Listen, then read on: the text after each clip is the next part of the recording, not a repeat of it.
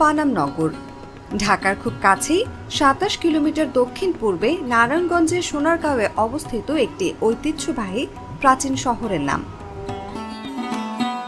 পানাম নগরী পৃথিবীর ১০০টি ধ্বংসপ্রায় ঐতিহাসিক শহরের একটি। বড়নগর, খাসনগর, পানাম নগর, প্রাচীন সোনারগাঁওয়ে এই ৩ নগরের মধ্যে পানাম ছিল সবচেয়ে আকর্ষণীয় নগর। পানাম নগরীর সঙ্গে জড়িয়ে আছে বাংলার ১২ ভূঁইয়ার ইতিহাস। এটি অনেকের কাছেই হারানো নগরী নামেও পরিচিত। সোনারগাঁওয়ে ২০ বর্গ কিলোমিটার এলাকা জুড়ে গড়ে ওঠে এই নগর।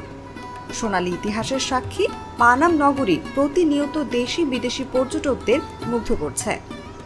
দিন দিন ভ্রমণ পিপাসুদের আকর্ষণের প্রতীক হয়ে উঠেছে এই নগর। ইতিহাস থেকে জানা যায়, ঈশা খাঁর আমলে বাংলার রাজধানী ছিল এই পানাম নগর।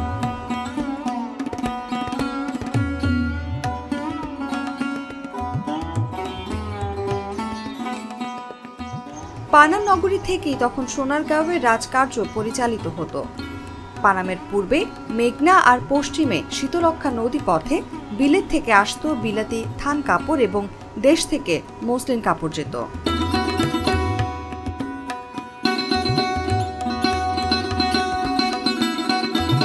শীতলক্ষ্যা আর মেঘনার ঘাটে প্রতিদিনই ভিড়ত পালতোলা নৌকা। ওই সময় ইস্ট ইন্ডিয়া কোম্পানির বাণিজ্যিক কার্যক্রম ও চিরস্থায়ী বন্দোবস্তের ফলে ইউরোপীয় অনুপ্রেরণায় নতুন ঔপনিবেশিক স্থাপত্য রীতিতে গড়ে ওঠে পানাম নগরী। পরবর্তীতে এই পোশাক বাণিজ্যের স্থান দখল করে নেয় নীল বাণিজ্য।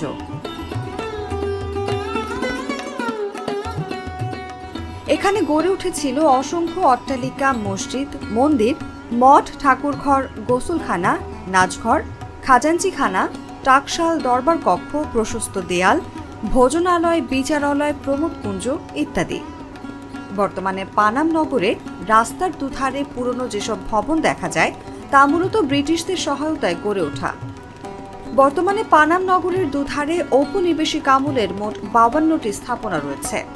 এর উত্তর দিকে ৩১টি ও দক্ষিণ দিকে ২১টি স্থাপনা অবস্থিত। স্থাপনাগুলোর স্থাপত্যে ইউরোপীয় শিল্পরীতির সঙ্গে মোঘল শিল্পরীতির মিশ্রণ দেখতে পাওয়া যায়। এখানে থাকার বাসস্থান ছাড়াও রয়েছে উপাসনালয়, গোসলখানা, পান্থশালা, দরবার কক্ষ। তাছাড়াও নগরীর আশেপাশে ছড়িয়ে আছে ঈশা খাঁ ও তার ছেলে মুসা খাঁর প্রমোদ ভবন, ফতেহ শাহের মসজিদ, সোনাকান্দা দুর্গ, পঞ্চপীরের মাজার, কদম রসুল, চিলে কোঠা সহ বহু পুরাতাত্ত্বিক গুরুত্ববহ স্থাপনা।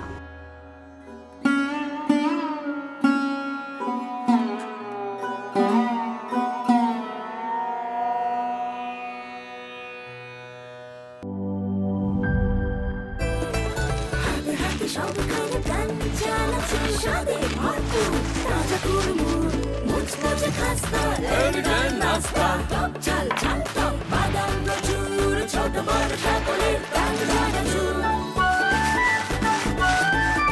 স্বাদে ভরপুর প্রাণ চানাচুর।